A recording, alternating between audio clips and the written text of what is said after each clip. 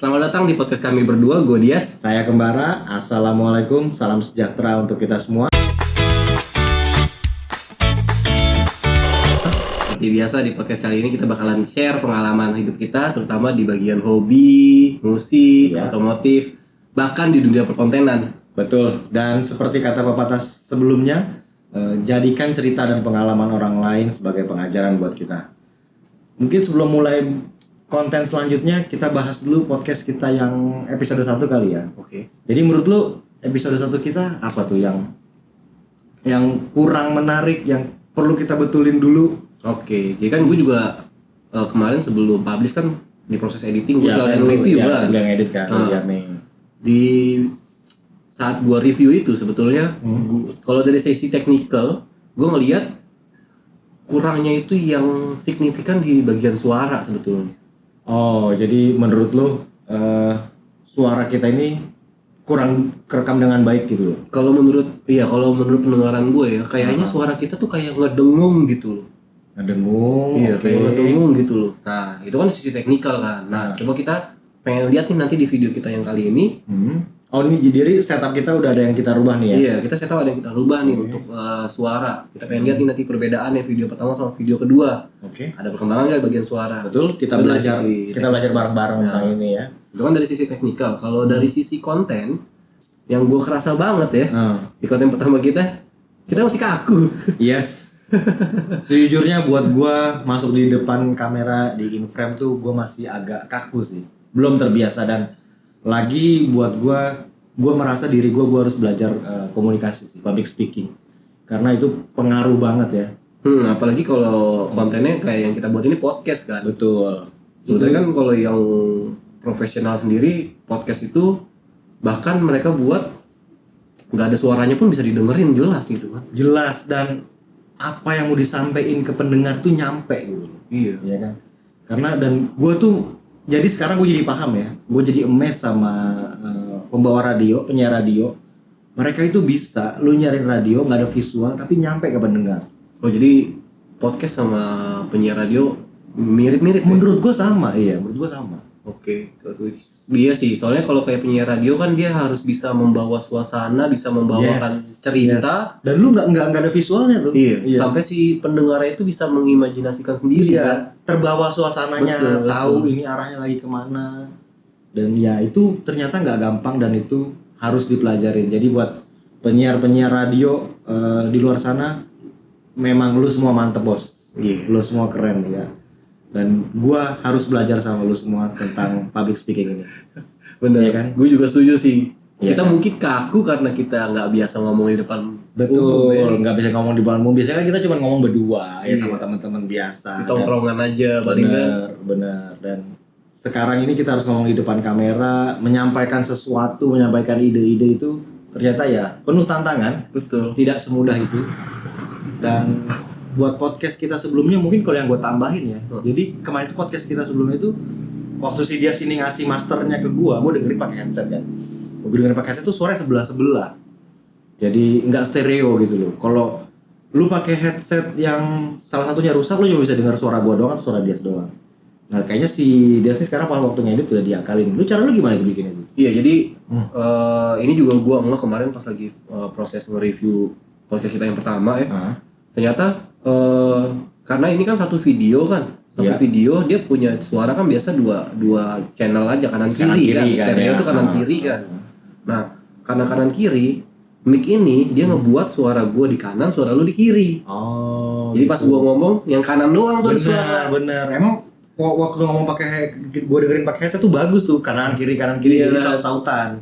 Tapi kalau nggak pakai headset, pakai komputer, pakai di TV gitu kan, aneh jadi suaranya kan kalau kayak gitu kan. Oh iya, kanan Nah, kiri kanan. akhirnya- Surround jadi surround gitu. Iya. Betul.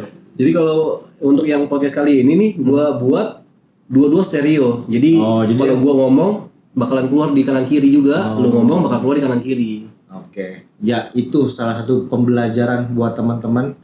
Kalau pakai mic-nya satu, bikin mic-nya ini stereo kanan kiri. Iya, itu sih bisa di software editor banyak lah cara-cara. Lu bisa cari di Yes. internet lah itu caranya gimana. Iya. Bukan hal yang susah buat itu. Betul. Dan kalaupun nggak sengaja lo kerekam salah satu, kayak dia tadi Mungkin bisa diedit waktu di layerin jadi 2. Iya, ya kan bisa diatur lah jadi suara yang kiri ngisi kanan, yang kanan ngisi kiri gitu. Benar. Oke, langsung aja kita lompat ke tema podcast kita kali ini. Nah, kita mau bahas apa nih, Dias? Jadi podcast kita kali ini kita bakalan ngomongin proses pembuatan konten. Oh, ini di teaser video kita sebelumnya kita udah ngomongin tentang ini ya. Yes, benar. Kalau yang nonton sampai habis di episode 1 akan enggak nih kita mau ngomongin di episode kedua. Yang belum nonton, gue bakalan taruh link di bawah di deskripsi. Kalian nonton dulu video kita yang pertama, nanti kalian bandingin sama video kita yang sekarang. Ya. Ada nggak sih perkembangannya? Komentar-komentar yang membangun kita tunggu ya. Oke, jadi proses pembuatan konten. Lu mau bahas dari apanya? Pembuatan konten dari nol, dari lu berangkat sampai publikasi dong pastinya. Iya, kalau menurut gue sih kalau ngomongin proses pembuatan konten kita berarti harus ngomongin bahkan dari pencarian ide. Oke. Sampai dia dipublish. Oke. Nah, contoh kayak kemarin gue mau ceritain yang pengalaman gue bikin konten ASMR. Lalu ada konten ASMR. Ini yang gue tahu ya, lo udah yang gede-gede tuh ASMR sama TikTok Live tuh. Yes, itu konten yang gede betul. Ya, gue bikin ada ASMR sama bikin live streaming lah di live TikTok. streaming TikTok itu ya benar. Jadi kalau untuk yang ASMR nih gue pengen ceritain pengalaman gue bikin ASMR.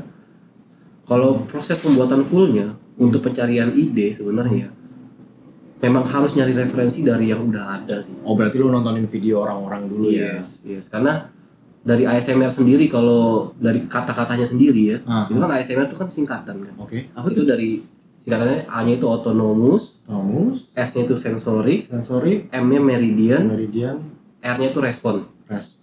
Jadi video ASMR itu sebenarnya video yang bisa nge-trigger sensor-sensor yang ada di badan kita.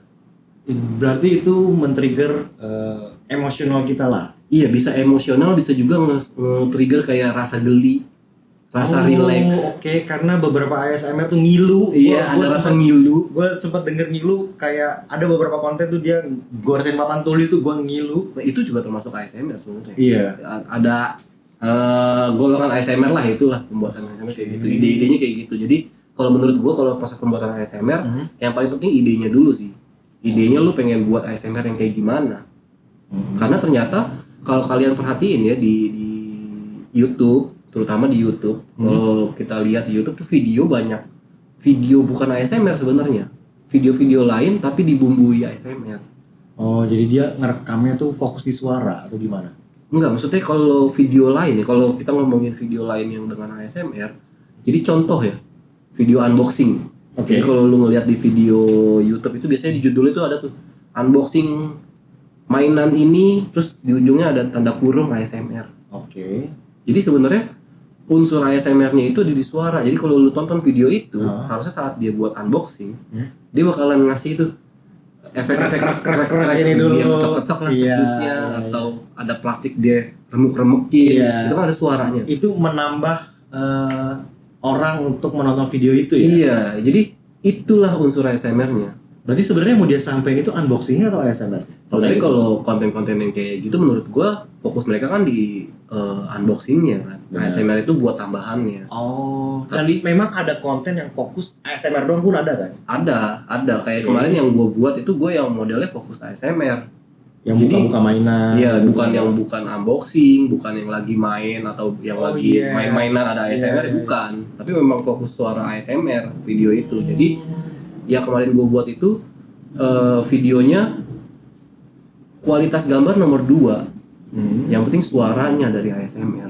Berarti lu harus investasi di alat mic itu. Benar. Jadi kalau untuk video ASMR, karena dia tujuannya untuk bikin suara-suara yang bisa nge-trigger sensor kita, otomatis yang utama itu di video ASMR harus suara kan. Berarti investasi pertama yang mic. Tapi si konten ASMR itu berarti lu harus mempelajari psikologis orang juga dong. Kalau untuk mempelajari psikologis orang karena gua tahu ada kayak suara-suara yang bisa menenangkan, yang bisa membangkitkan emosi, bikin sedih. Ini menarik sebenarnya kalau ngomongin ASMR ya. Karena kemarin saat gua buat ASMR, kan gua ada baca-baca forum juga, gua ada baca gua ada nonton YouTube artis ASMR. Jadi ternyata si konten kreator yang bikin video ASMR, mereka ada titelnya. Emang ASMR artis. ASMR artis. Iya. Ada khusus artis untuk ASMR. Ada. Ya? Karena mereka udah sampai di mana di level mereka bisa ngeluarin suara-suara bukan dari benda-benda doang. Bisa ngeluarin suara dari mulut, dari anggota badan dia lah. Iya. Anggota tubuh dia. Gue pernah denger juga tuh. Ada konten dia ngerekam suara semut. Nah, itu contohnya lah, contoh ASMR kayak itu gitu. Gue ngeliatnya aneh banget. Ini gila, ini mic yang dia pakai tuh apa bisa ngerekam Itu suara dia. semut? Bahkan kemarin yang kalau gue nonton yang profesional ya, Hah? dia sampai ada mic yang bentuknya kepala. Segede kepala. Segede kepala, bentuknya kepala. Ada mukanya, ada kupingnya.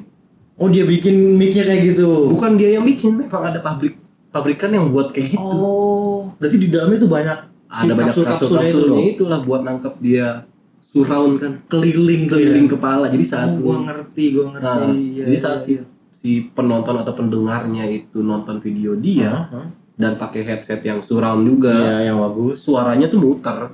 Wah. Di mana dia buat suara, di situlah muncul di belakang, di depan. Itu. Terus juga di ASMR ini ternyata saat proses pembuatan gue juga kan ada pembelajaran juga di situ. Gue baca-baca forum lah. Kenapa bisa ASMR ini booming? Banyak orang yang suka. Yeah. Ternyata gue baca di forum, bahkan ada satu ASMR artis yang udah gede, followernya udah banyak, tiba-tiba dia vakum. Dia berhenti gitu? Nggak buat lagi. Itu di Reddit rame ngomongin follower dia. Ngomongin dia tuh. Banyak orang yang kecewa karena udah nagih ternyata. Tapi kenapa dia vakum? Lu tau gak? Itu gue kurang tahu sih, karena gue pas itu kan gue masih belajar kan. Jadi gue lebih fokus nyari kenapa orang bisa suka. Ternyata orang-orang itu kecewa sama dia karena banyak yang udah nagih. Jadi nagih, suara itu nagih. Iya, prosesnya itu karena banyak orang, ada golong-golong kelompok-kelompok orang itu yang contoh mereka stres di kehidupannya. Cara mereka rileks, mereka ngedengerin suara-suara ASMR. Iya. Ada yang relaxing kan? Betul. Gua kadang itu ya, ini gue pribadi ya. Gua itu kadang sebelum tidur, gua itu bukan dulu sih, sampai sekarang kadang-kadang gua ngeliat orang dengerin diketekin tuh lo. Kiropraktik. Krak itu gue seneng gitu kayak. Gue lega gitu loh. Lu itu kan ngerti gak sih perasaan itu?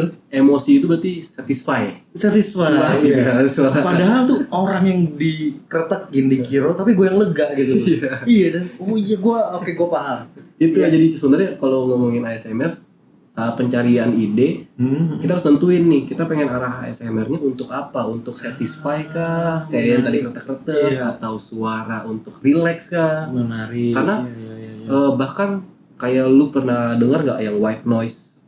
Jadi suara cuma kresek-kresek doang. Yes. Itu termasuk ASMR. Karena ada orang yang relax. Buat beberapa orang ya itu membuat dia relax ya.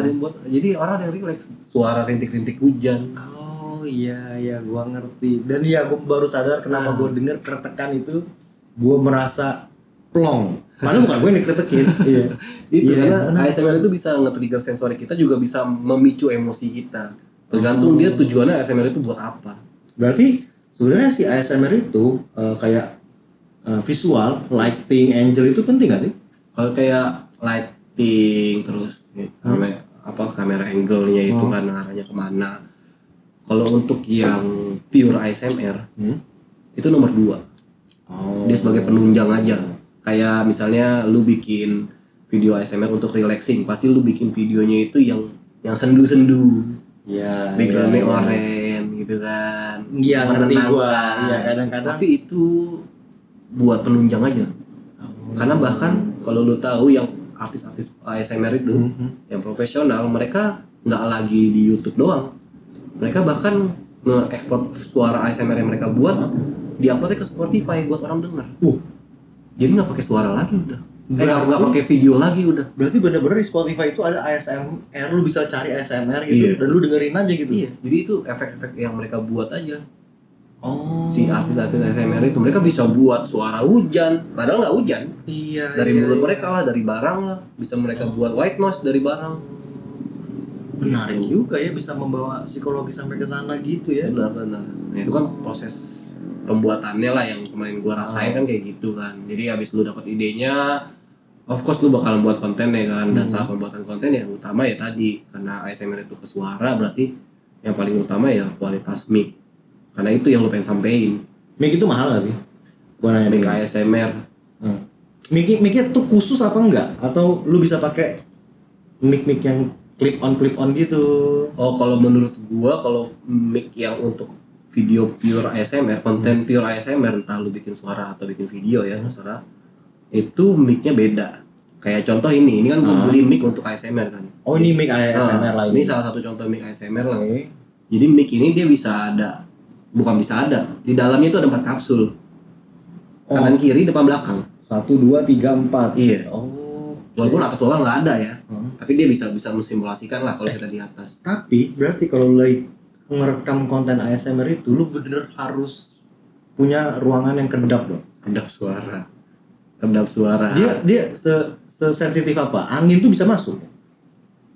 Ini kalau lagi diaktifin fitur ASMR-nya ya. Oh, ini ada fiturnya ya. Iya, misalnya kalau lagi di setting buat ASMR gitu ya. Dia bahkan gue di sini nih. Gue napas.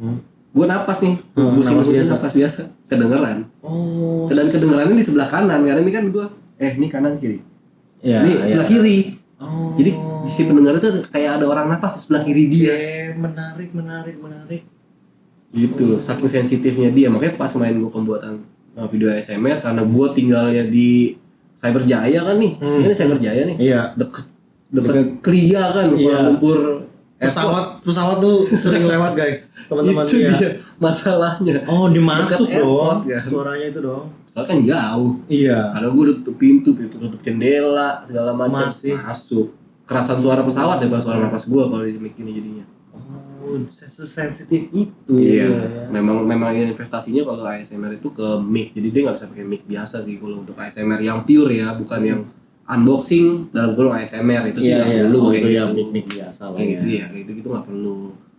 Terus kalau lu bikin ASMR konten ini, plot twist itu penting nggak? Lu akan menyampaikan sesuatu twist nggak gitu? Jadi kalau pas pembuatan video ASMR ya, kemarin gue buat tuh, bukan gue doang lah, gue nge-refer tuh video-video ASMR lain.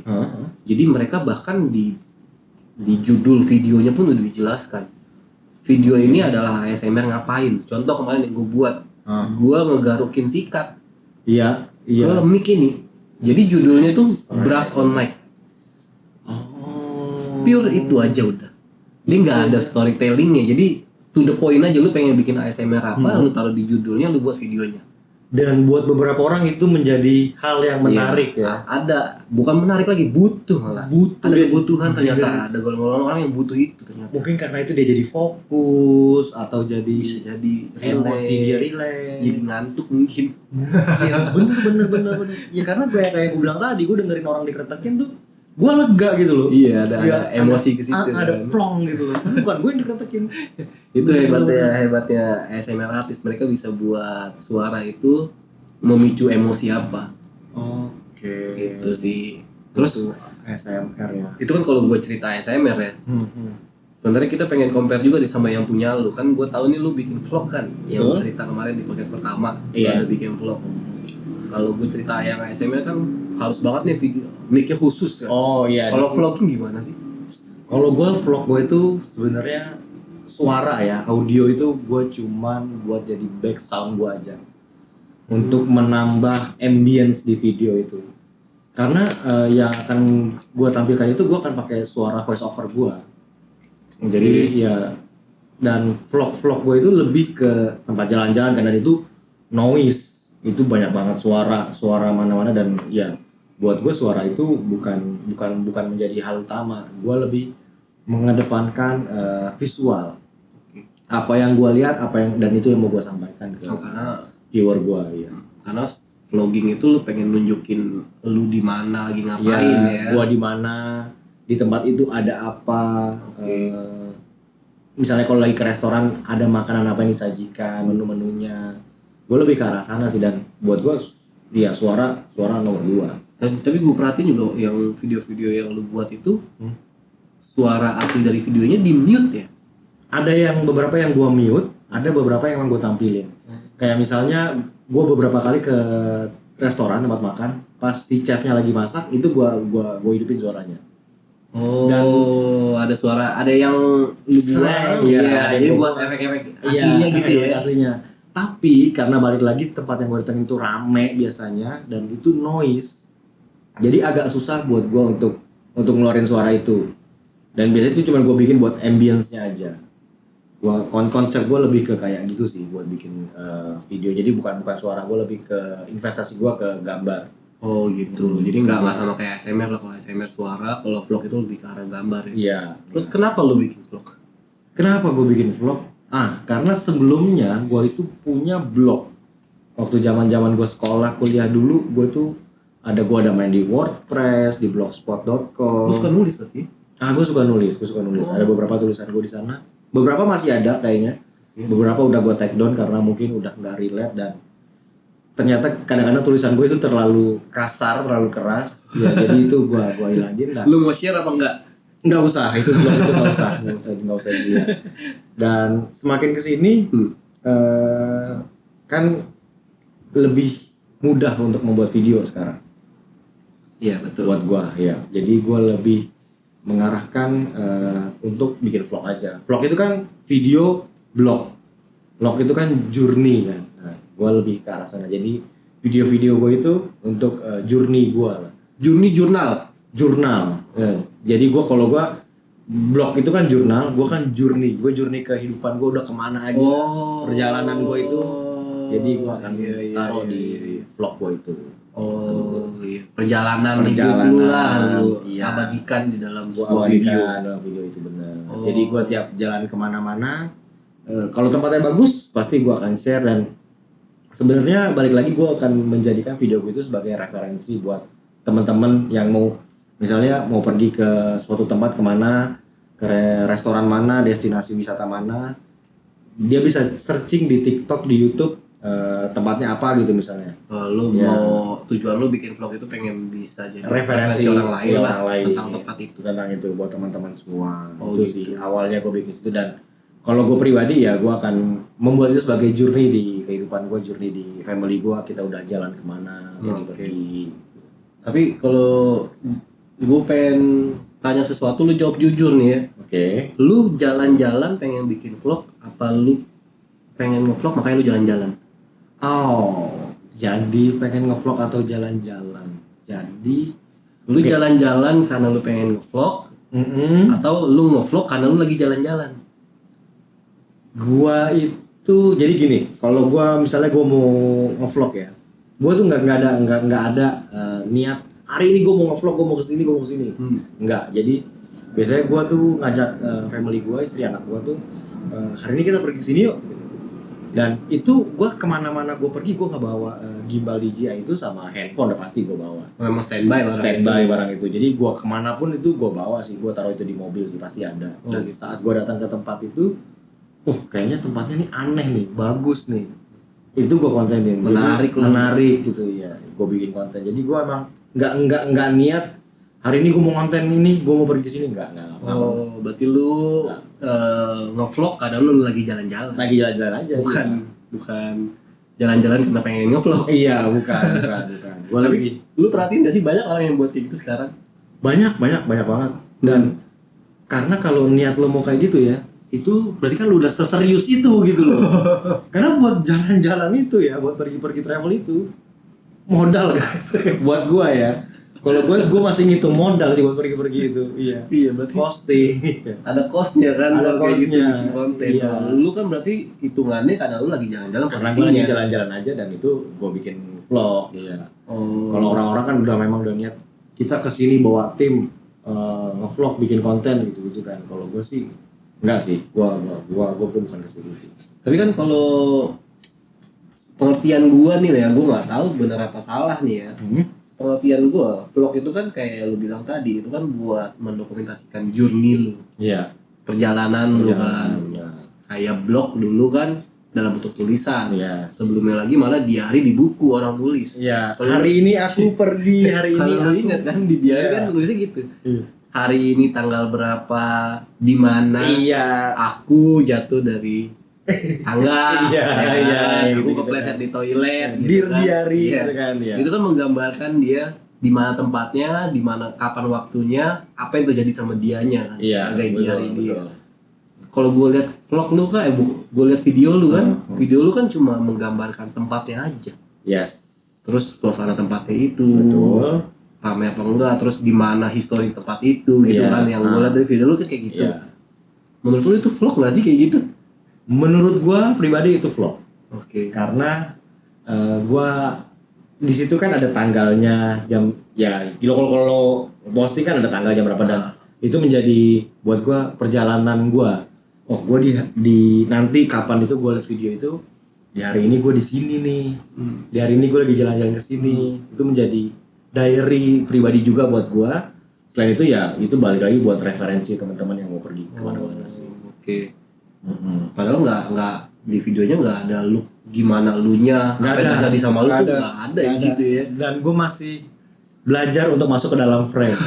Seperti yang podcast kita ini masih belajar masuk ke dalam frame. Mungkin di kedepannya gue akan mencoba masuk dalam frame. Tapi sebenarnya kita boleh minta komentar juga dari kawan-kawan kita yang udah nonton podcast ini kan. Boleh. Apa sih channel lu itu? Kembar Adventure. Itu di mana tuh? Di TikTok ada, di YouTube ada, Facebook ada. Semua sama.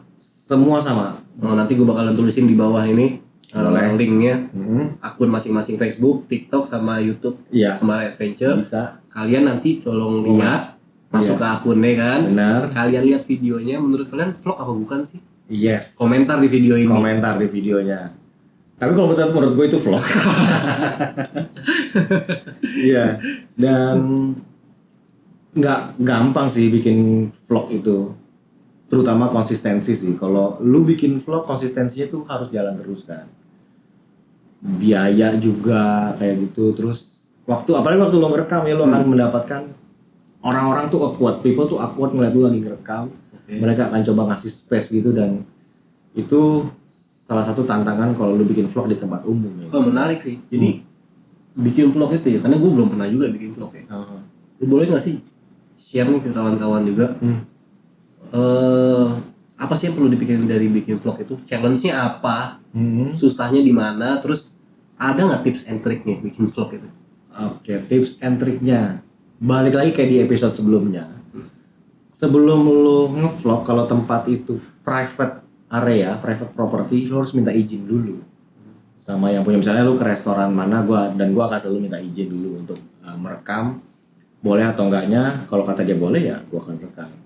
Nah, challenging yang lain yang selalu gua rasain itu people awkward. Orang-orang tuh ngeliat gua tuh aneh, gua pegang gimbal, terus gua ngerekam pakai HP gua gitu, dikit, dan itu orang tuh aneh. Dan gua akan ngerasa sebel waktu orang ngasih space gitu loh. Oh, padahal kalau gua sendiri nih ya, misalnya gua lagi di tempat umum terus ada orang lagi bikin video gitu kan. Sebenarnya tujuan gua itu ngasih dia space bikin konten.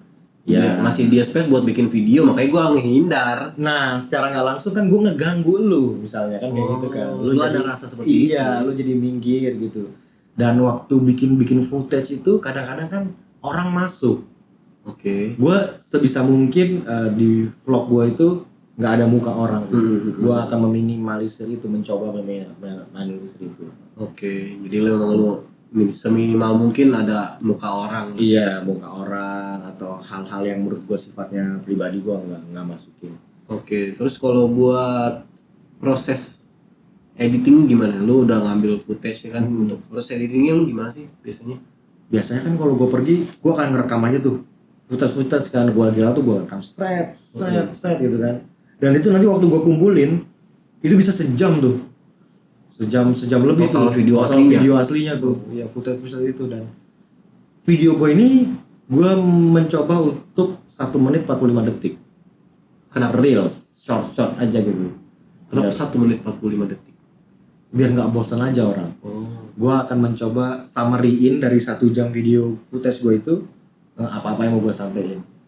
Dan ya itu salah satu tantangannya sih, karena dari 1 jam itu kan banyak tuh tempat-tempatnya atau hal-hal menarik yang bisa kita tampilin. Tapi lo harus milihin tuh satu. Jadi lo harus milihin 3 detik gitu, tempat-tempat itu. Kayak gitu ya.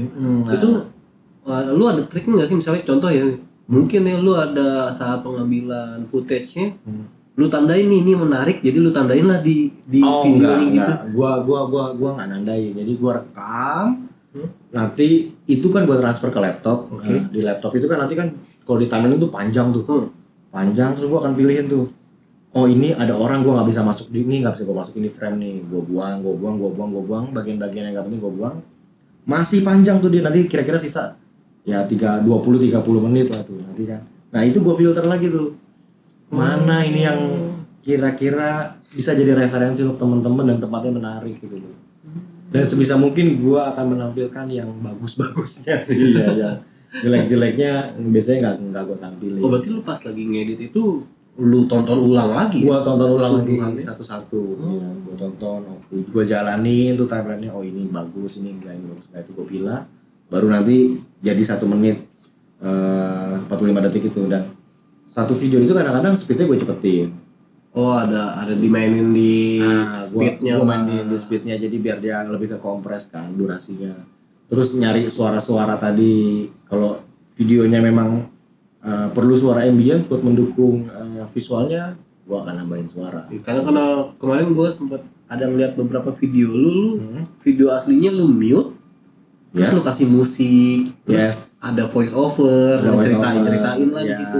Gua akan menceritakan histori tempat itu. Karena kan balik lagi gua mau jadiin itu referensi buat teman-teman kan. Gua akan membawa, kalau restoran gua akan ceritain menu-menunya apa. Jadi sebenarnya lu tujuan bikin vlog itu lu karena bukan bikin vlog, kalau menurut gue sih itu bukan vlog lah. Vlog, gue tuh itu vlog. Jadi video-video itu sebenarnya tujuan utamanya buat referensi ya. Dan ya alat-alat yang gue pakai gue sesimpel cuman gimbal, kamera handphone, dan kamera handphone itu kadang-kadang gue pakai 2. Istri gue suka pegang juga 1. Dan itu ya cuman gitu aja. Oh, itu lu pakai 2 alat, dua kamera. 2 kamera, maksudnya 1 kamera buat behind the scene-nya ngerekam lu lagi ngerekam atau buat footage juga? Buat footage juga sama. Buat footage konten juga. Iya, jadi kadang-kadang apa yang gue lihat mungkin nggak menarik, tapi buat istri gue tuh menarik ya. Dia ngerekam itu dan nanti dikumpulin di satu. Oh, itulah bikin jadi panjang. Jadi panjang, sejam lebih. Sampai itu hitungannya udah niat sih. Iya, dan sampai 2 kamera gitu ya. Simple, dan dia walaupun dia panjang karena gua ngeditnya pakai CapCut itu jadi menurut gua gampang sih, instan. Nggak sesusah waktu lu mau streaming TikTok itu kan, streaming live TikTok itu. Lu aja pakai berapa software deh coba? Live streaming TikTok. Berapa software yang lo pakai? Gue cuma pakai CapCut 1. Live streaming TikTok gue kemarin pakai 3. Lu harus punya 3 software itu jalan sekaligus kan? Iya. Gue pakai 3 software sih kalau ngomongin live streaming ya. Kemarin gue live streaming bukan di TikTok aja, soalnya ada di YouTube juga. Gue coba di Twitch juga kan. Tapi yang jalan ya di TikTok. Tapi dari YouTube, TikTok, Twitch software-nya sama. Software-nya harus pakai 3 itu. Oh, kalau untuk di YouTube sama di Twitch sebenarnya untuk live streaming 1 software. Tapi kalau untuk bikin dia lebih menarik dan itu cuma bisa jalan di TikTok, ada lagi 2 tambahan software.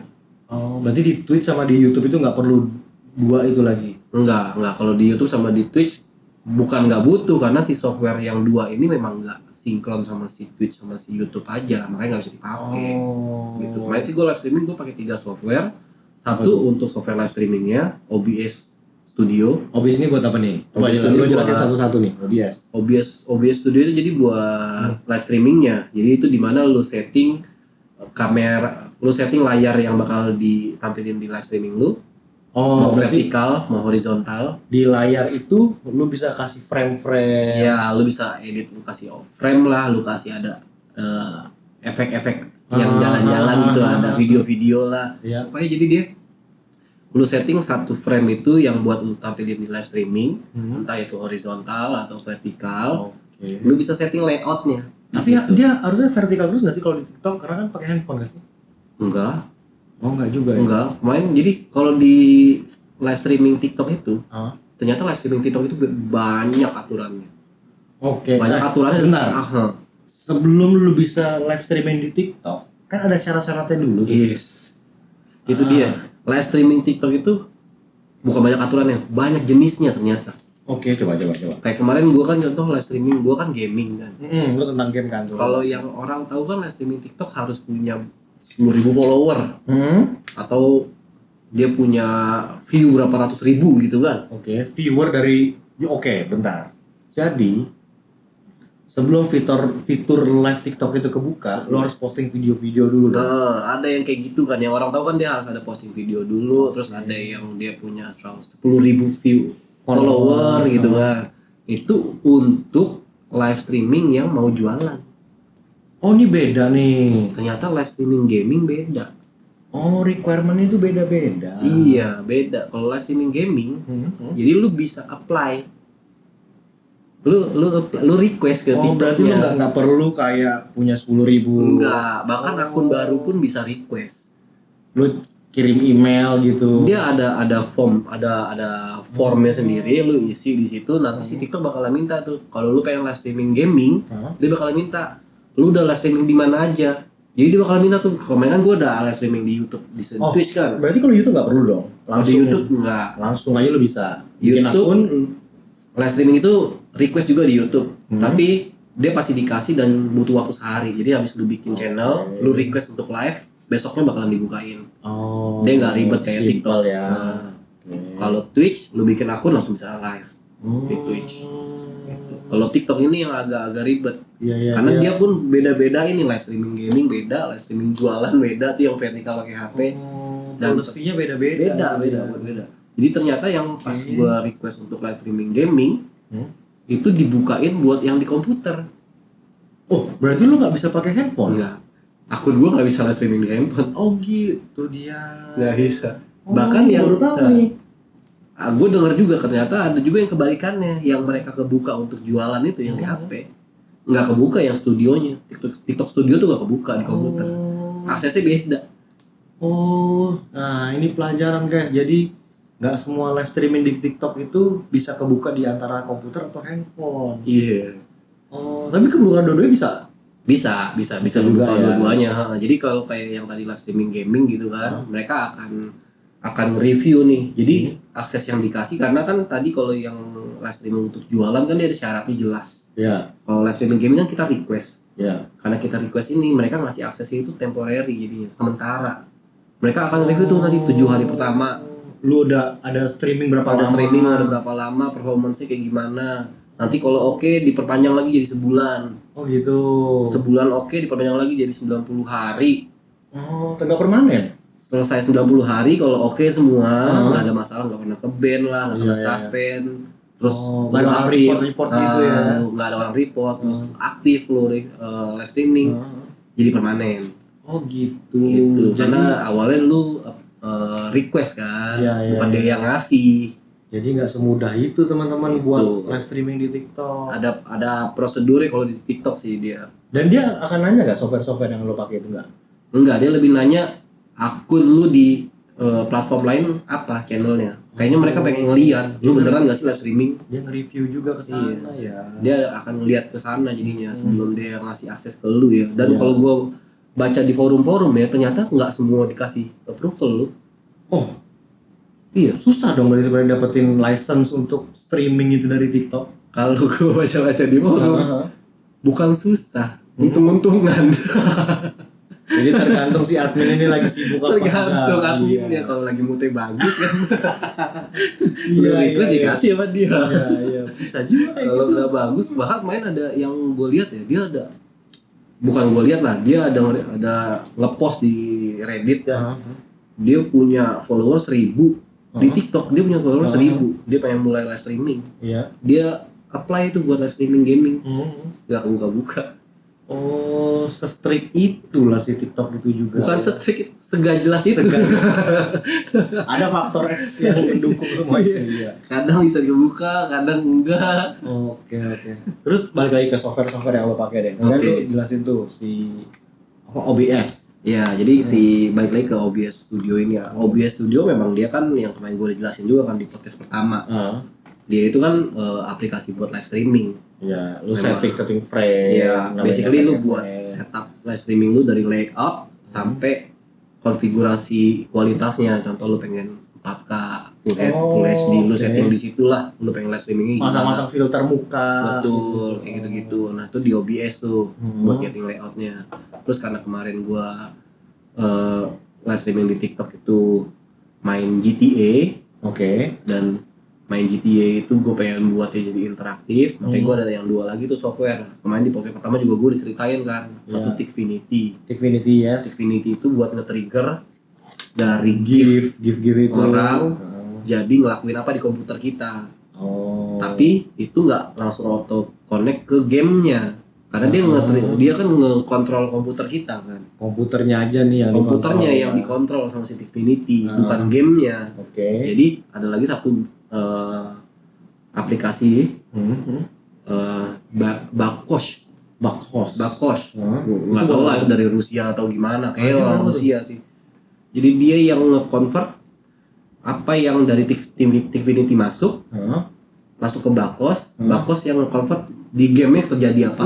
Berarti si Bakos itu bisa nge-hack gamenya dong ya? Dia ngasih mod. Jadi kalau yang sekarang kalian pernah lihat nih, ada live streaming di TikTok main GTA 5, terus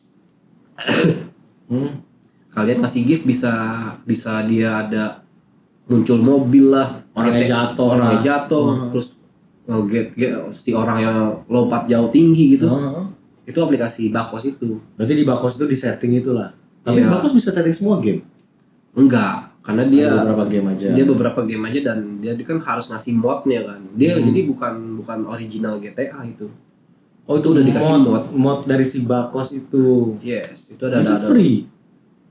Dia free, tapi kalau free dia ngasih fiturnya sedikit. Jadi apa yang bisa kejadian di game sedikit. Ngerti gue ya. Lu harus subscribe juga.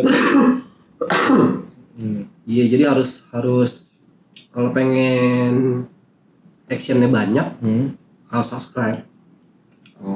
Mahal. Lupa lah gue, mahal. Jadi pakai USD sih, gue lupa 15 USD sebulan. Lumayan mahal juga teman-teman. 15 USD itu berapa ya? Kira-kira kalau rupiah 200.000 kali ya. Sekitar segitu kali sekarang ya. Iya. 170 ya. 200.000 lah. Lebih dikit lah. Tapi kemarin sih pas gue nyoba live streaming karena audiensnya belum banyak. Iya. Dan gue pernah ikut sekali live streamingnya si Dias, itu capek. Lo ngomong itu capek guys. Buat nge-engage audiens. Iya. Karena kemarin kan kita yang gue ingat tuh yang lu join itu kan kita bikin live streaming main GTA, jadi dia ada platform miring gitu, kita harus lari ke atas nanti orang tuh jatuhin motor. Iya, kalau ada gift duit jatuhin motor, jatuhin mobil, tank segala macam kan. Dan pembawaan game itu memang kita sebagai live streamernya seolah-olah kita komentator, makanya ngomongnya nggak putus. Iya, ngomongnya itu nggak putus dan itu capek sih. Iya. Tapi karena video lo itu, lu bukan cuma game doang, lu nampilin muka lu lagi main, lu sepede itu ya. Iya kan? Ini kemarin pas gua nonton sebenarnya bukan khusus live streaming ya. Ini lebih secara generik konten kreator ya. Kalau yang besar-besar, yang profesional konten kreator, mereka akan selalu menyarankan konten lu itu harus ada lu-nya. Karena tujuannya apa? Itu sebagai personal branding. Dan itu mungkin bisa membawa mimik muka lu. Iya, bisa juga buat ngedukung kontennya si live streaming itu kan. Bisa buat ngedukung konten, tapi sebenarnya tujuan utama menampilkan muka itu biar personal branding. Jadi kita dikenal. Sewaktu-waktu kita ganti haluan di dunia perkontenan ini, misalnya dari live streaming terus jadi kayak gue sekarang nih podcast. Yang kemarin nonton live streaming gue udah tahu gue ada di dunia perkontenan. Cuma sekarang beda aja kontennya. Kalau lu bikin konten gak ada lunya, terus lu pindah haluan gitu, lu bikin kategori lain dari lu misalnya nge-vlog nih gak ada muka lu, terus lu bikin video lain nih, lu bikin video unboxing. Itu bakalan susah lagi nanti. Karena nggak ada elunya di situ. Ngerti. Orang kan nggak tahu nanti ini punya lu kan. Sedangkan kalau yang bahkan kalau lu perhatiin ya sekarang ya, kan banyak artis jadi konten kreator juga di YouTube gitu kan. Dan mereka kan cepet banget kan. Karena mereka udah ada personal brandingnya ya. Orang tahu siapa orang tahu dia kan. Bahkan mungkin di YouTube, di TikTok dia nyari nama. Iya. Bahkan kalau udah sampai level itu kualitas konten nomor 2. Karena bahkan orang udah ada yang fanatik kan Iya, penggemar lu iya, lu iya. buat apa aja, lu buat ngapain di video. Iya kayak si Ice Rame Ice aja. Show Speed itu dia jalan-jalan gitu kan. Yes, Rame banget. itu memang fanatiknya udah gede banget kan dia. Tapi waktu lu streaming itu kan, lu pakai muka lu itu, berarti lu pakai webcam atau kamera Sony kayak gini juga? Enggak, gua kemarin sih pakai webcam aja, jadi Itu udah bagus ya? Jadinya bagus ya? tergantung budget sih. Kebetulan kemarin gua beli yang harga 100 ringgit 300 ribuan 300 ribuan, nah. 300 ribuan lah, dan menurut gua udah oke lah gitu. Dia 1080 atau 4K? 4K. Oh udah 4K tuh harga Iya, segitu ya? webcamnya 4K. Menarik. Webcam Cina. Bukan Logitech. Tapi powerful gak? Bisa kepake kan?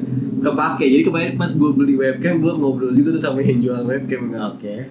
Ini kalau kita compare harga segini, gue beli brand Cina dapat yang 4K.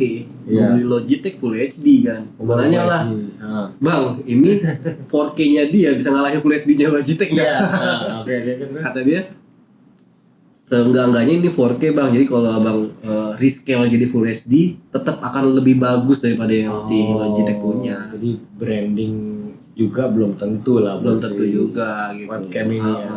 Maksudnya kalau udah sampai segitu jauhnya, misalnya dari Full HD kan atasnya ada 2K, ada 4K. Nah ini Iya. udah 4K kan, turun jadi 2K kan masih di atasnya si Full HD kan, dari kualitas Iya. gambar tuh masih oke lah. Quality-nya masih sama lah. Yes. Terus kalau lu kan streaming game nih, dan game GTA itu bukan buat anak-anak loh kan. Lu ada ngebatasin nggak waktu lu live itu, lu kasih parental advisory lah atau Nggak ada. tapi juga lu live-nya malam sih kan ya, malam. Iya, Ya, jadi karena kemarin gue live gue malam, terus tapi memang dari gue aja nggak ada ngebatasin ini buat yang 18 ke atas doang, nggak ada sih. Dan Karena memang karena ini cuma game doang sih. iya, Dan kan game game pun buat game aja kan. ya, lu lebih yang kejatuh gitu doang. Terus juga kan itu game juga nggak ada yang konten-konten yang nggak ada gambar-gambar visual darah-darah, kita nggak ada. Iya, Nggak ada iya, yang iya. Cuma lucu-lucuan aja sih. iya, buat lucu-lucuan Iya, aja kan, gitu. nggak ada yang serem-serem kayak gitu kan. Iya. Jadi gue sih main nggak ada batasin. Malah sebenarnya Hmm. kalau dari TikTok yang dibatasin itu bukan yang nonton, tapi yang live streaming. Oh gitu. Iya, jadi kontennya itu yang dibatasin itu si live streamernya itu harus 18 ke atas. Berarti kalau gua mau bikin konten live streaming anak-anak itu nggak boleh ya? Itu ada orang report pasti langsung ke ban Oh. di TikTok ya? Oke. di TikTok ya. Jadi kalau dia ngebatasinnya itu jadi dari arah live streamernya itu, live streamernya harus 18 ke atas, nggak bisa yang di bawah umur. Makanya kalau lu perhatiin kadang-kadang suka ada tetap anak-anak yang buat live streaming, Hah? mereka nggak nampilin mukanya, Oh. main game aja sama suara mereka, Iya, tapi nggak iya. nampilin muka mereka karena takut di situ. Ini pembelajaran juga buat gue nih teman-teman nih. Iya. Baru nih, hal-hal baru nih buat live streaming TikTok tuh. Jadi Ternyata nggak boleh anak-anak. nggak bisa buat anak-anak. Beda sama YouTube kan. Hmm. Gue pernah ngeliat juga nih, lu ada buat YouTube kan, Ah iya, gue ada YouTube Kids. YouTube Kids itu Iya. kan. Dan itu emang anak gua tuh yang Nah, review mainan. itu gimana tuh pembuatannya? Itu ya balik lagi gua baca polisinya si Oke. YouTube juga sih. Kalau konten anak-anak tuh gimana? Memang dia untuk eksploitasinya dia jaga tuh, kalau bisa jangan kelihatan muka gitu. Oh, ada gitu nih. Ada kayak gitu-gitu tuh, dia ngasih kayak tips triknya gitu, dan ya itu dibatasin di situ, jangan ngasih muka, jangan nunjukin full body itu jangan. Dan di konten gue itu gue cuma nunjukin tangan anak gue aja lagi mainan aja gitu doang. Oh, jadi lu bikin, dan itu video buat YouTube Kids. Gua khusus buat YouTube Kids. Ya. Oh, gimana cara publish ya? Bedanya gimana sih sama yang video biasa? Jadi publishnya itu waktu lu mau publish tuh dia ada pilihan tuh. Dia akan nanya ini video anak-anak atau bukan. Oh, tadi dulu. Nguploadnya berarti di YouTube Studio tetap. Di YouTube Studio tetap. Oh. Tapi lu ada pilihan kategori itu. Dan ternyata untuk YouTube Kids itu nggak semudah yang, jadi dia nggak akan kayak sebar kemana-mana gitu, nggak. Maksudnya gimana? Dia kalau si kayak misalnya ya, dia cuman khusus untuk di YouTube Kids. Dia nggak kesebar tuh kayak di YouTube biasa. Kalau di aplikasi tuh cuma di YouTube Kids aja. Oh, jadi memang konten YouTube Kids itu beda sama si YouTube Beda. yang biasa ya, yang normal ya. Itu khusus untuk di YouTube Kids aja. Jadi terbatas di situ dan ya itu menjadi arahan. Ya memang si YouTube-nya kan jagain kan, dia kan ngeluarin aplikasi buat YouTube Kids aja kan. Oke, Ya, iya jadi- benar. Jadi Anak gua udah pakai tuh kayak gitu tuh. iya. Jadi konten anak-anak aja kan. Konten isinya. anak-anak aja dan dia nge-reviewnya itu agak lama. Oh iya. Ya jadi waktu lo publish, terus kalau video biasa dalam hitungan menit itu ke publish kan udah. Heeh. Ini enggak, ini agak lama sih waktu dia nge-reviewnya itu. Oh. Jadi dia nunggu dulu, mungkin ya dia ada adminnya atau ada AI di belakangnya itu buat ngejelasin itu ngejudge itu bener-bener buat kids apa enggak. Terus kalau dari minatnya gimana? Lu kan udah ada bikin vlog yang buat di YouTube normal, terus ada bikin YouTube Kids juga, Ya, video YouTube Kids. Kalau dari video yang lu buat nih, lu compare dua-duanya lebih sebenarnya Gimana? ya kalau ngelihat dari viewer lebih rame yang kids. oh iya. Iya, lebih rame yang kids yang nonton. Dan itu naiknya cepet yang kids itu.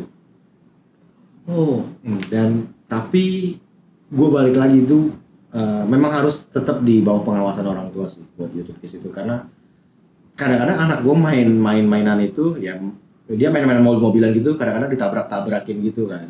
Dan itu mungkin buat beberapa orang tua itu nggak oke, nggak sesuai sama pengajaran dia di rumah. Iya, Orang tua di rumah. iya. Nggak sesuai sama ajaran dia lah. Iya. Kalau Tabrak-tabrakin mobil-mobilan gitu kan.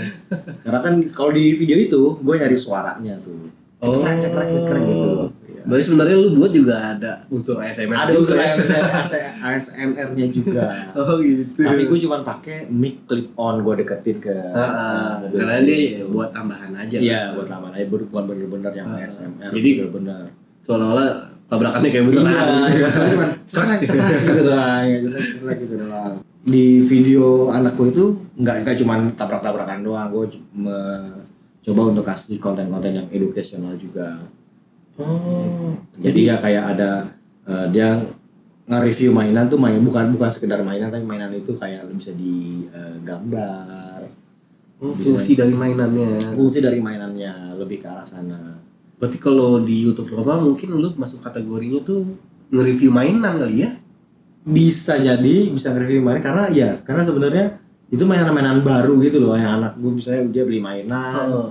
Terus dia karena waktu dia video itu dimulai tuh cepet gitu, dijatuhin terus dia buka, terus baru dia mainin jalan-jalanin gitu, atau dia misalnya dia itu buku, dia gambar-gambar. Ada konsepnya ya? Ada konsepnya. Mencoba untuk mengarahkan ke ada unsur yang mau disampaikan lah.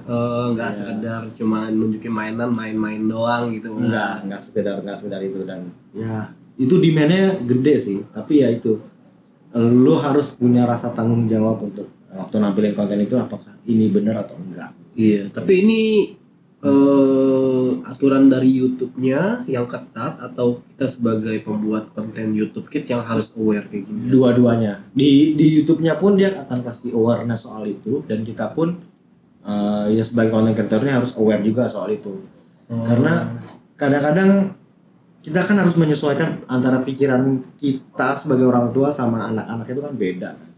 Iya. Jadi harus mencoba menyesuaikan kalau anak-anak ngelihat ini apa di pikiran dia, bahaya enggak atau nanti mengarahkan kemana enggak, dan itu harus aware gitu soal itu.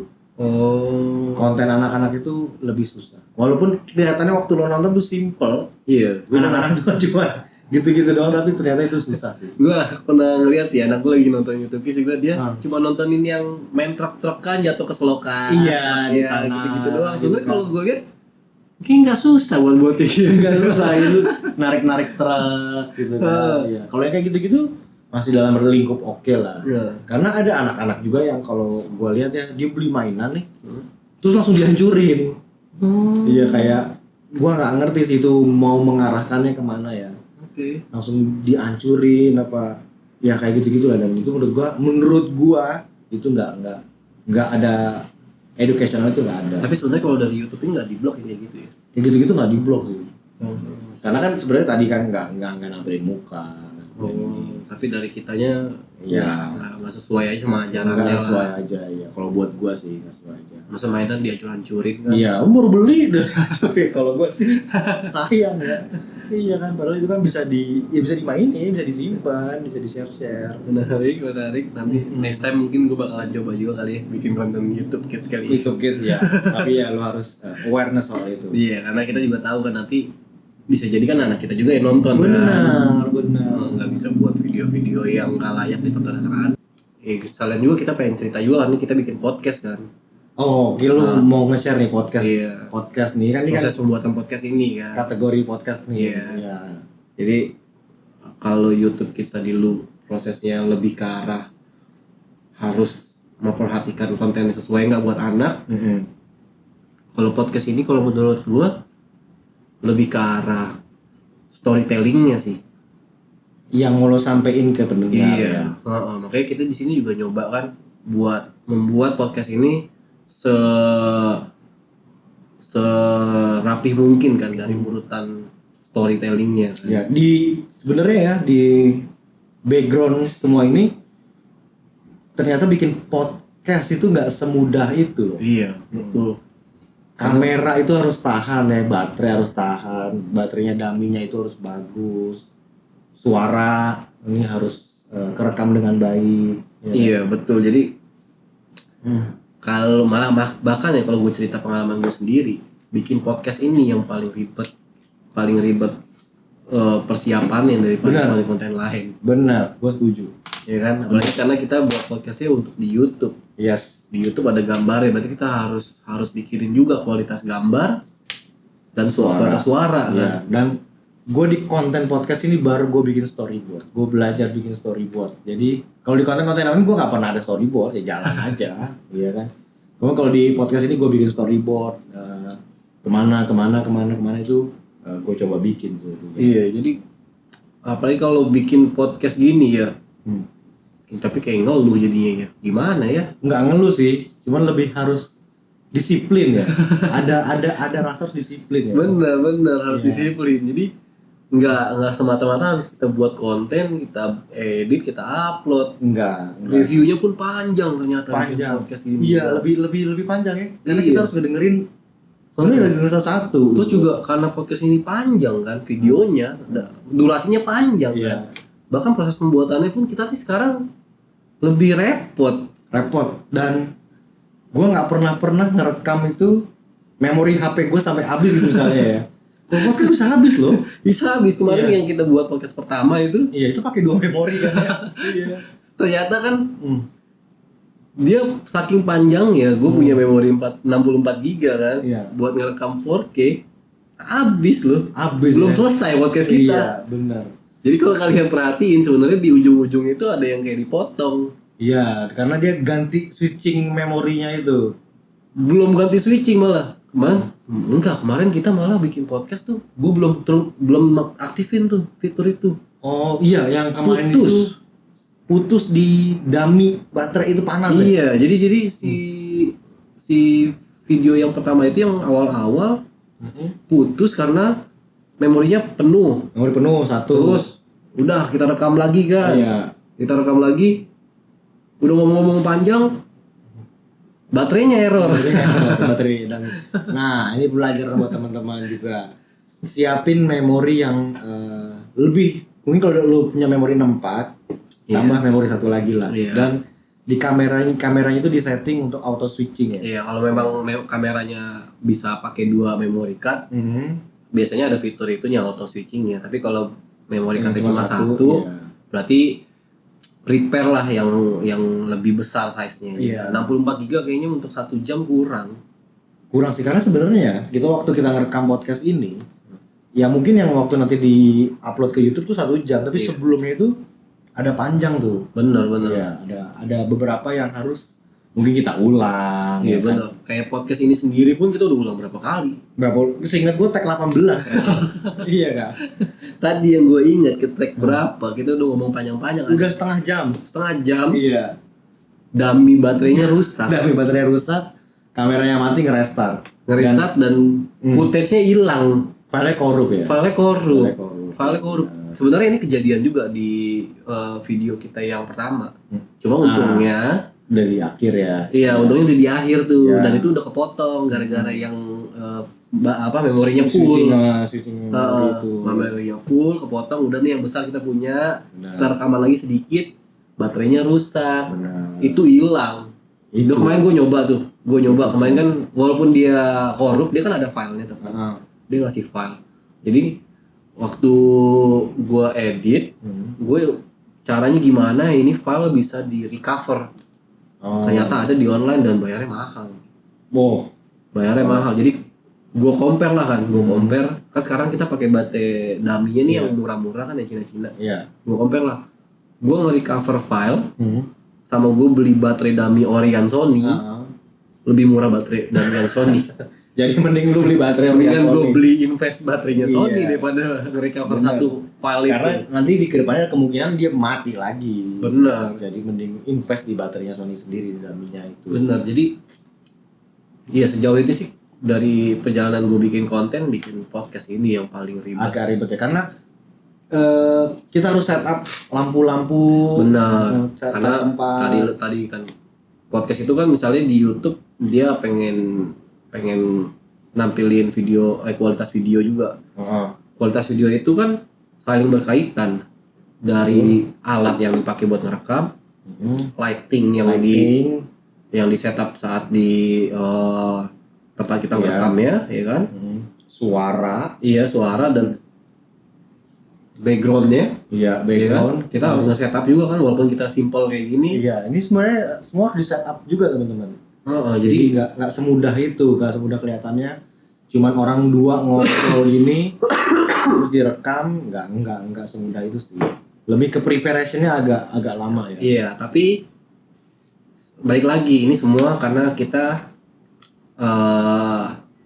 mau nggak mau harus nyoba. Iya, kita belajar. Kalau nggak dijalanin kita nggak tahu. Iya, betul. Dan nggak harus sempurna di awal. Nggak, kita belajar, kita perbaikin, coba lagi, upload lagi. Bahkan lu udah riset sejauh manapun, saat lu buat pasti ada aja yang nggak perfect. Ya, ada aja yang kurang. Ada hal yang mungkin menurut lu nggak pas. Iya. Ya itu harus lu tutupin di video-video selanjutnya, di konten-konten selanjutnya. Terus kalau menurut gua mungkin konsistensi ya yang agak berat bikin podcast tuh. Konsistensi. Disiplin waktu. Iya, betul juga. Karena kalau konten yang lain kan lebih fleksibel kan. Kalau podcast kan udah ada unsur banyak orang di situ kan, nggak satu orang doang. Kita harus memikirkan ke waktu orang lain juga. Iya, kita harus mencoba membuat konten itu tersampaikan ke benar juga. pendengar. Betul. Kita harus bikin semenarik mungkin biar nggak jadi boring sih. Jadi sebenarnya kalau buat podcast juga bedanya yaitu kalau video lain kan lu bisa bikin videonya sendiri.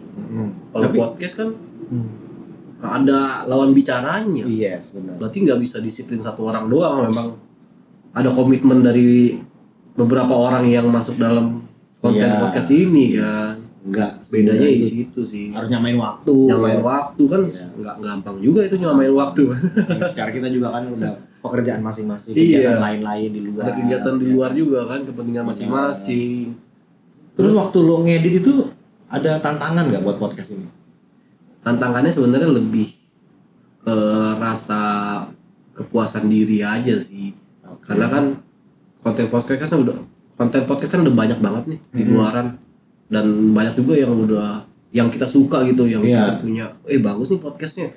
Dari lightingnya, dari suaranya, setup studionya, sesimpel backgroundnya tuh hitam terus orangnya jelas setup videonya udah mateng banget ya. Benar. Tantangannya sih kemarin pas proses editing, karena gue pengen ngejar ke satu titik di mana itu menurut gue oke. Tapi ternyata ya kita terbatas yang kita punya sekarang itu memang harus dikembangin dari saat ngambil videonya aja, bukan di editingnya doang. Ya, gua pun masih belajar cara menghadap ke kamera itu kayak gimana. Iya, buat gue sendiri, dan itu menurut gue itu bagus buat gue ya. Iya, benar. Kedepannya itu bagus buat gue. Jadi ya harus belajar. Iya, itu sih. Masih panjang sebenarnya proses pembuatan podcast kita. panjang, kita masih terus belajar. Masih jauh dari sempurna ya. Oh masih jauh menurut gua. Ternyata nggak semudah itu bikin podcast ya. Jadi kalau selama ini lo nganggep dengerin podcast cuma suara, nggak gitu teman-teman. Iya. Iya, dan itu prosesnya panjang. Dari awal, dari konsepinnya itu pun ada juga. Bikin storyboard, terus mungkin sebelum podcast dimulai kita coba untuk ngobrol dulu.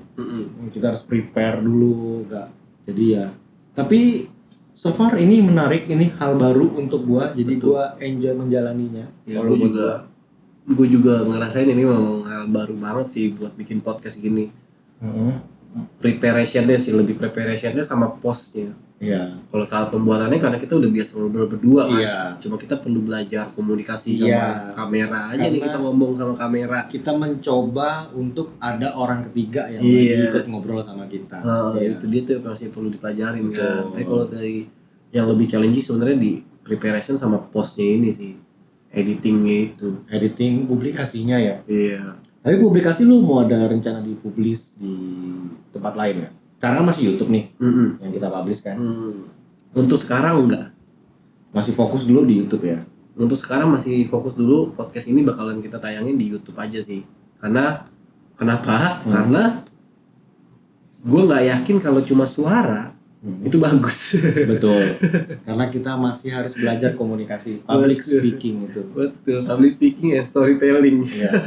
Terus ini kan kurang lebih udah 2 episode kita bikin. Iya. Menurut lu apa yang dari sebelumnya atau dari yang sekarang yang nggak perlu kita lakuin tapi lu lakuin, atau apa yang masih kurang yang perlu kita tambahin? Kalau yang nggak perlu dilakuin tapi nggak, apa yang kita udah lakuin tapi nggak perlu dilakuin. Kalau menurut gue sih Dari alat lah. Kalau menurut gue sih nggak ada, malah sebenarnya karena gue Kurang, bilang ya? masih kurang. Tuh. Walaupun Setuju. gue nggak tahu apa yang kurang gitu ya. Kalian Setuju. nih yang nonton boleh komen Boleh apa dong yang kurang tambahin, ya. komen masukan yang membangun lah. Iya. Semua. Jadi sama-sama kita belajar buat bikin konten podcast ini lah. Bener. Jadi apa sih yang kurang dari podcast kita kalau dibandingin podcast yang udah besar gitu ya? Walaupun memang jauh, tapi apa yang bisa dikembangin sedikit-sedikit? Iya. Itu juga kadang ya, gue proses editing itu suka bertanya-tanya sendiri. Kurang apa? Iya. Iya. Gitu. Gue ngerasa kurang, tapi gue juga nggak bisa ngejawab apa yang kurang. Benar. Dan gue sekarang pun jadi nonton YouTube itu gue lebih ke podcast orang-orang sih. Benar. Teman-teman ini gue kayaknya kalau dibawa arahnya ke sini tuh lebih menarik, ditambahin efek-efek ini. Bahkan di opening itu pun kita mikirin juga. Iya lah, gimana sekarang udah lebih terstruktur kan. akhirnya kita tahu. Ya, jadi itulah pembelajaran kita. Tapi ya itulah namanya proses pembelajaran kan. Kita memang harus terus berkembang. Harus terus ngikutin tren. Betul. Jangan mau ketinggalan sama yang muda-muda. Betul. Terus ada nggak nih teaser untuk episode berikutnya nih? Episode berikutnya ya, mungkin kita bahas topik yang lain kali ya. Biar kita break bosan dulu ya. kali ya, jangan konten kreator Iya, terus kali ya. kita break tentang konten kreator, kita lebih hobi atau pengalaman kerja kali ya. pengalaman kerja di luar negeri boleh. Iya. Soalnya kan sekarang kita kondisinya kan kita tinggal di Malaysia kan. Dari nih. Malaysia, Kita ya. kerja di Malaysia kan. Mungkin kayak menarik juga kalau kita share pengalaman kerja kita di Malaysia dari kita Dari awal. kita pertama mau berangkat ya. Iya, dari awal Boleh. kita datang dari Indonesia, gimana cara bisa kerja di Malaysia. Oke, nanti kita coba konsepin untuk itu. Mungkin kita bisa bawa narasumber atau teman kita yang lain. Kita cobalah. Kita coba gimana. Kita coba akan bawa narasumber lain. Iya, konsep dan proses perekaman untuk podcast kalau kita ada orang lain. Iya, nanti kalian boleh tunggu. Bukan boleh lah, kalian harus tunggu. Iya, kalian harus tunggu video kita berikutnya karena kita bakalan coba bawa narasumber yang lain. Iya. Masuk ke dalam podcast kita. Oke nggak sih? Oke enggak? Iya. Komen ya yang Betul. membangun. Jadi kayaknya gitu aja ya untuk podcast kita kali ini. Udah sejam lebih juga kita ngobrol nih. Nggak kerasa ya? Enggak, iya sih. Oke. Jadi ya teman-teman follow, komen, subscribe, kasih review-review yang membangun, masukan-masukan untuk pembelajaran kita semua. Terus connect di sosial media kita di TikTok, ya terutama di YouTube channel ini. Iya, sebenarnya kalau gue lebih setuju mereka lebih komen di YouTube ini sih. Iya. Ngebantu ini buat channel ini berkembang. Benar, kasih masukan, belajar kita semua sama-sama. Iya. Hmm. Oke, berarti kita Oke. tutup aja kali ya. Tutup aja podcast sampai kali sini. Oke, gua Kembara undur diri. Gua Dias Putra undur diri. Sampai jumpa di podcast berikutnya. selanjutnya. Bye bye. Bye bye.